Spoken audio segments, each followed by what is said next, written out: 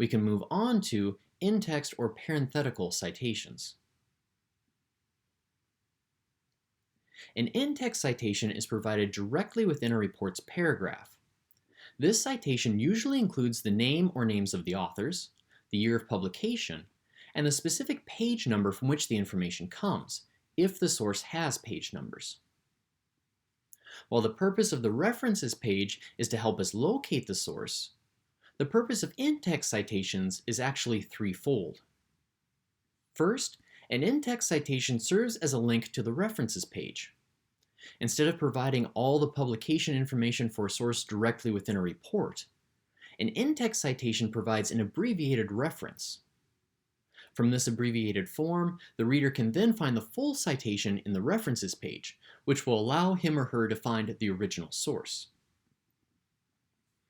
Secondly, an in-text citation indicates what specific information within a report is coming from an outside source.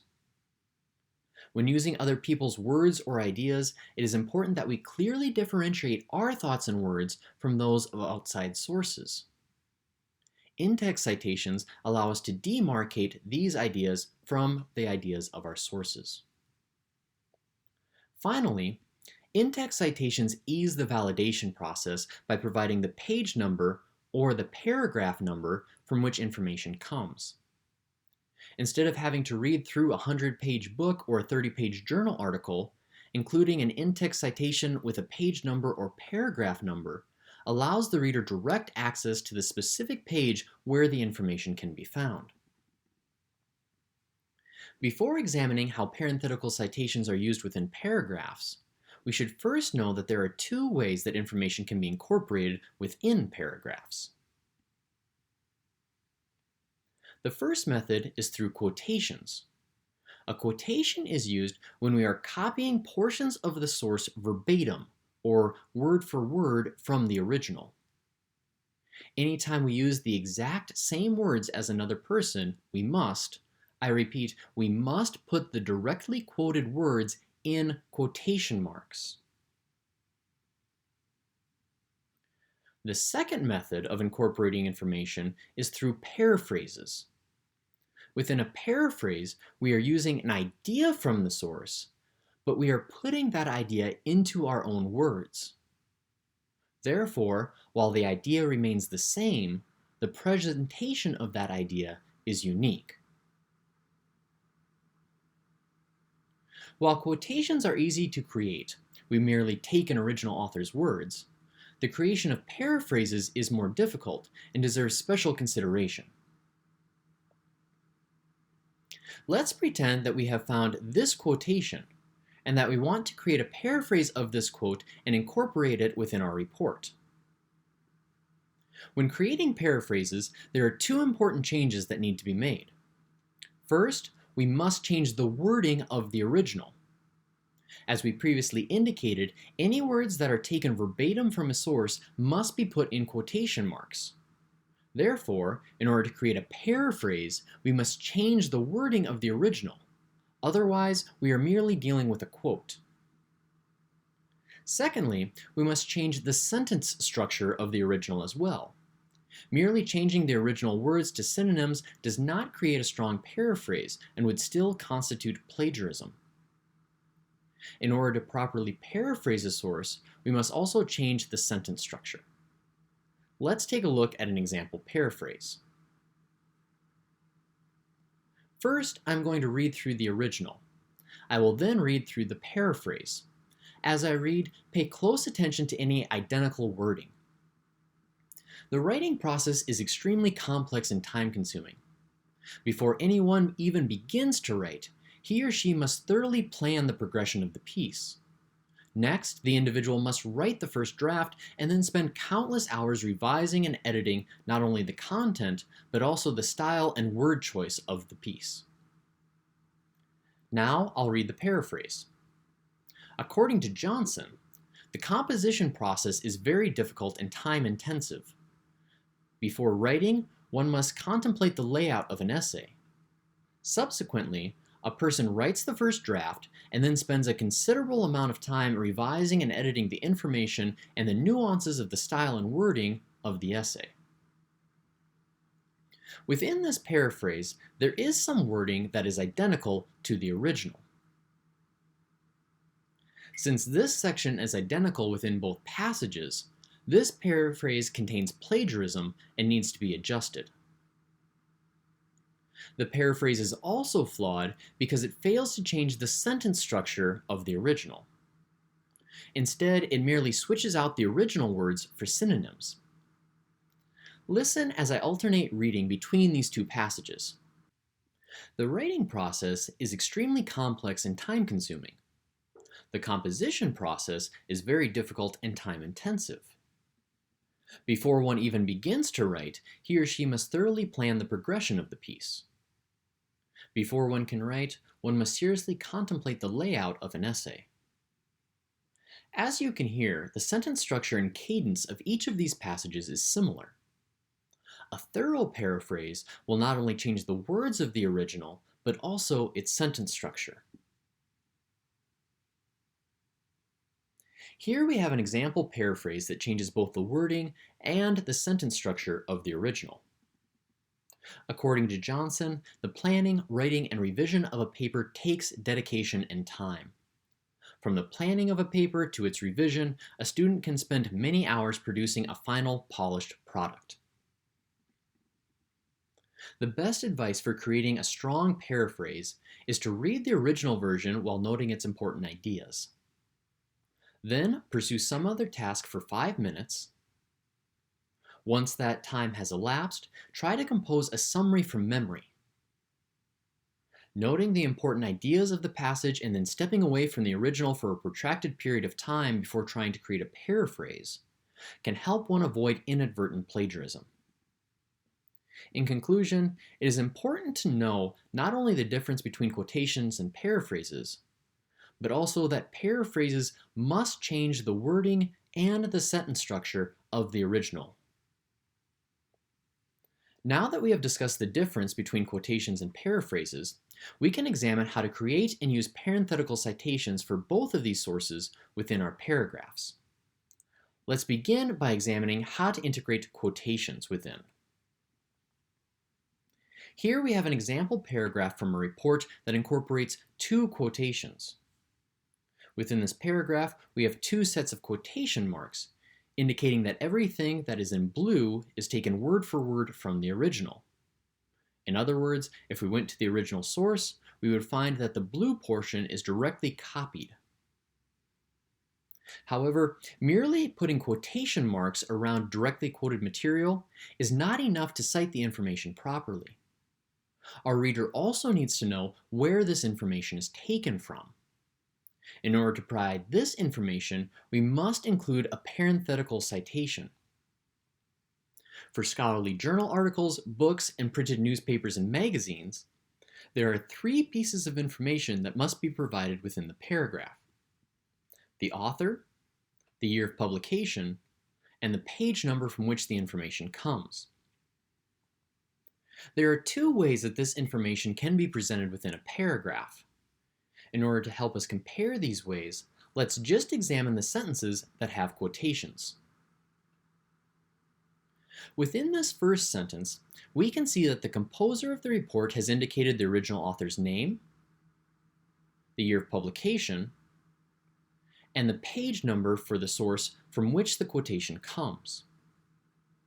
After the author and year of publication, we should put 2 commas.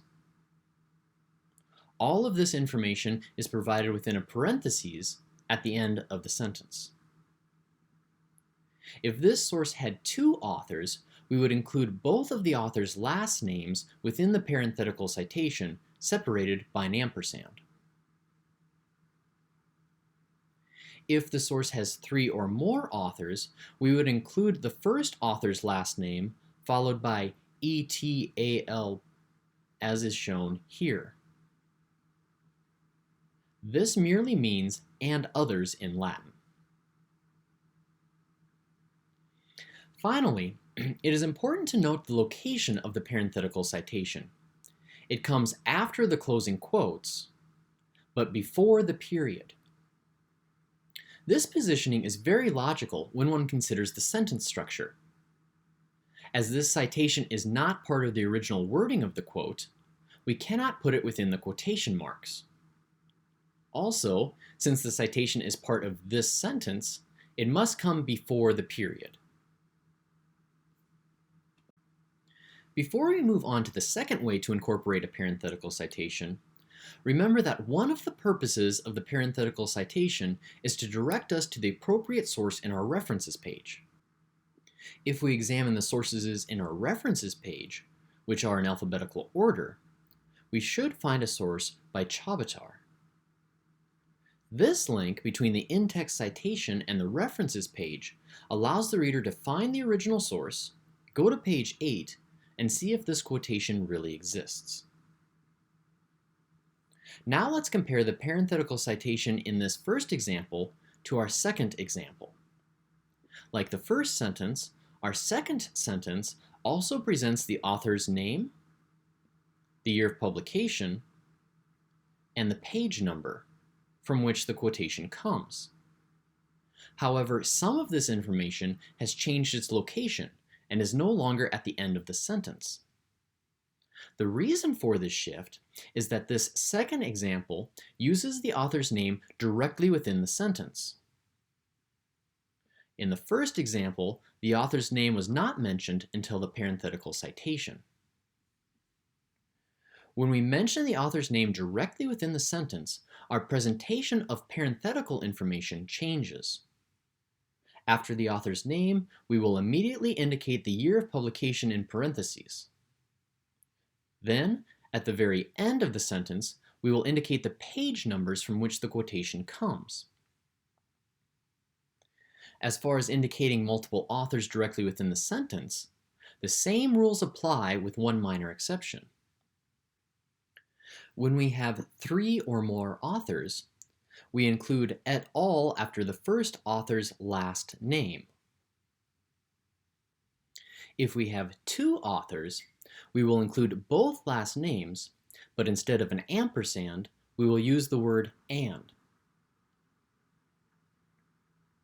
In conclusion, regardless of whether we use the author's name directly within the sentence or save it for the parenthetical citation, we must provide this specific set of information, author name, year of publication, and page number, for any information that is coming from a scholarly journal article, book, or printed newspaper or magazine.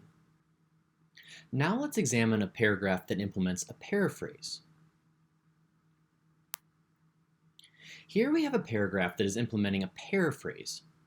We know this because of the incorporation of an in-text citation near the end of the paragraph. We also know that the information preceding this in-text citation is a paraphrase because quotation marks are not used.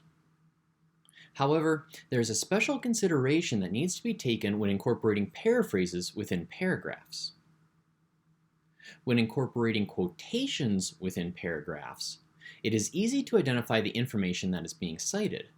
It is the information between the quotation marks. However, when incorporating a paraphrase into a paragraph, we do not have quotation marks to indicate where the information begins and ends. Within this paragraph, we know that the paraphrase ends at the parenthetical citation. However, we do not know how far back this citation is referencing. It could be the previous sentence, the previous 2 sentences, or even the previous 3 sentences. Without an initial signal to the reader that indicates where the paraphrase begins, it is impossible to know how far back the citation goes.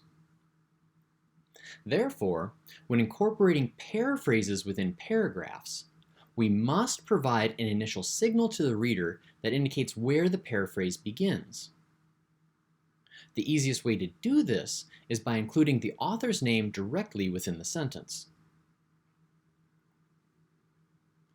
By including the author's name within the sentence, the reader then knows that everything from Johnson to page 92 is a paraphrase of Johnson's ideas. Along with changing the wording and sentence structure of the original, when creating paraphrases, we must clearly indicate the beginning and ending of the paraphrase when we incorporate it within a paragraph. Before concluding this lecture, let's quickly look at how to cite a website that does not have an author or page numbers within a parenthetical citation. When citing websites that do not have authors or page numbers, there are a few elements to keep in mind. First, we must remember that the parenthetical citation is a link to the references page and must align with the first piece of information for that source as it is indicated in the references page. In other words, if this is our reference page citation, the parenthetical citation must align with the first piece of information within the citation, which is the title. Please note that when we do not have an author, we do not need to include the entire title of the source within the parenthetical citation. We only need to include 3 or 4 words, just enough to indicate the source within the references page. Also, please note that within the parenthetical citation, the title of the web page is in italics, as it is in the references page. However, within the parenthetical citation, we will capitalize the web page title normally. This is a different formatting than what is used in the references page. Next, for this particular web page, no date is given. Therefore, we will include ND within the parenthetical citation. The last piece of information that we will need to provide is the paragraph from which the information comes. Since web pages do not have page numbers, we must include the paragraph number from which the information comes. This helps our reader identify more clearly where he or she can find the information that we have cited. Finally, when we are presenting paraphrases, we still must indicate the beginning of the paraphrase, even if we do not have an author. The easiest way to do this is to mention the website's name directly within the sentence. By providing the website's name within the sentence, we clearly indicate that everything from Pheasants Forever to the parenthetical citation is paraphrased. We have covered a significant amount of information within this lecture, from finding the reliable sources that we need to properly incorporating in-text citations. The information provided here is vitally important to avoiding plagiarism and ethically incorporating sources within our report.